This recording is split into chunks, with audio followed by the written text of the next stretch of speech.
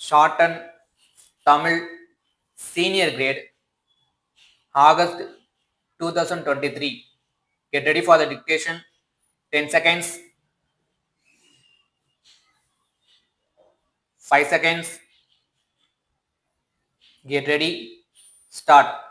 அன்பார்ந்த நண்பர்களே, பெரியோர்களே, வணக்கம். இந்த உலகமே கொரோனாவின் பிடியில் சிக்கி தவித்து கொண்டிருக்கிறது. தமிழ்நாட்டிலும் இந்நோய் பரவிக்கொண்டு மக்களின் இயல்பு வாழ்க்கைக்கு இடையூறாக இருந்து கொண்டிருக்கிறது. தற்பொழுது முழு ஊரடங்கிலிருந்து படிப்படியாக தளர்வுகள் அதிகப்படுத்தப்பட்டுள்ளது. தமிழ்நாட்டு மக்களின் வாழ்வாதாரத்தை கருத்தில் கொண்டு அளிக்கப்பட்டுள்ள இந்த தளர்வுகளை நாம் அத்தியாவசிய தேவைகளுக்கு மட்டுமே பயன்படுத்த வேண்டும்.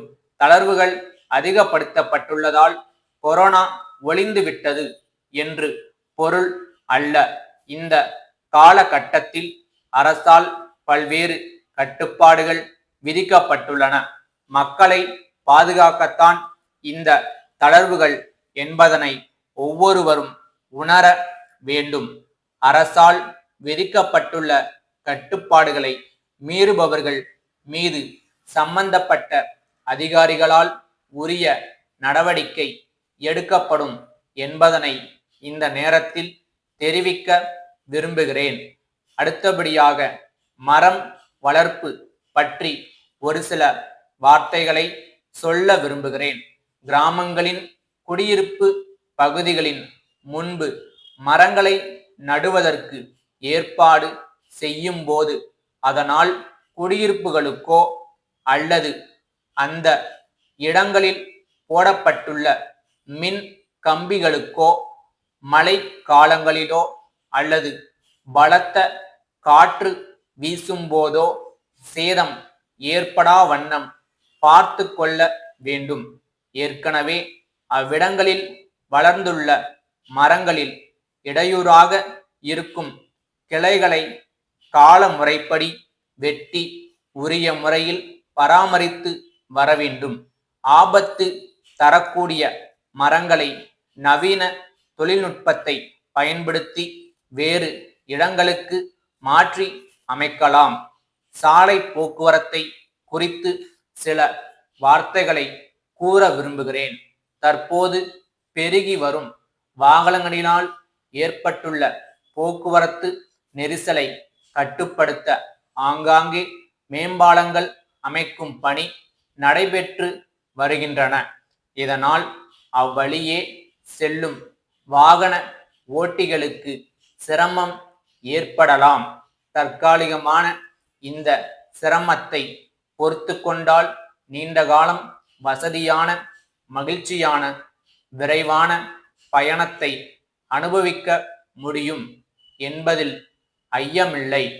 கிராமப்புறங்களில் குடியிருப்பு அதிகம் உள்ள பகுதிகளில் சாலைகள் புதுப்பிக்கப்படும் போது சாலையின் மட்டம் உயர்த்தப்படுவதால் குடியிருப்புகள் சாலை மட்டத்திற்கு கீழே அமைந்து விடுவதால் மழை காலங்களில் குடியிருப்புகளுக்குள் தண்ணீர் புகுந்து உயிருக்கும் உடைமைக்கும் ஆபத்து ஏற்படும் சூழ்நிலையை தவிர்க்க சாலைகளை ஆழப்படுத்தினால் பயனுள்ளதாக இருக்கும் என்பதை தெரிவித்துக் கொள்கிறேன்.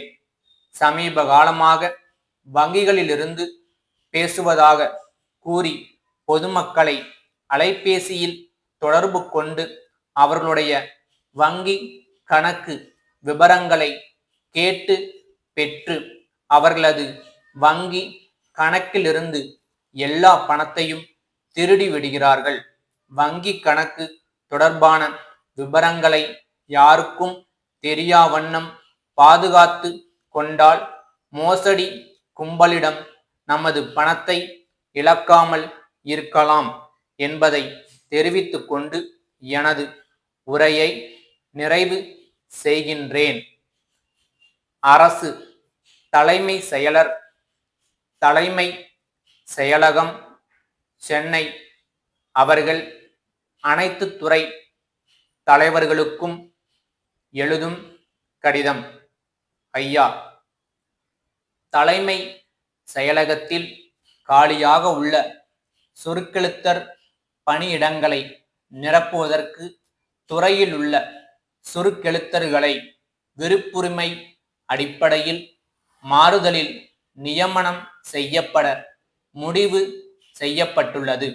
தலைமை செயலகத்தில் நியமனம் செய்யப்பட விருப்பம் தெரிவிக்கும் சுருக்கெழுத்தர்கள் பட்டதாரியாகவும் சுருக்கெழுத்து மற்றும் தட்டச்சில் தமிழ் மற்றும் ஆங்கிலத்தில் முதுநிலை தேர்ச்சியும் பெற்றிருக்க வேண்டும்.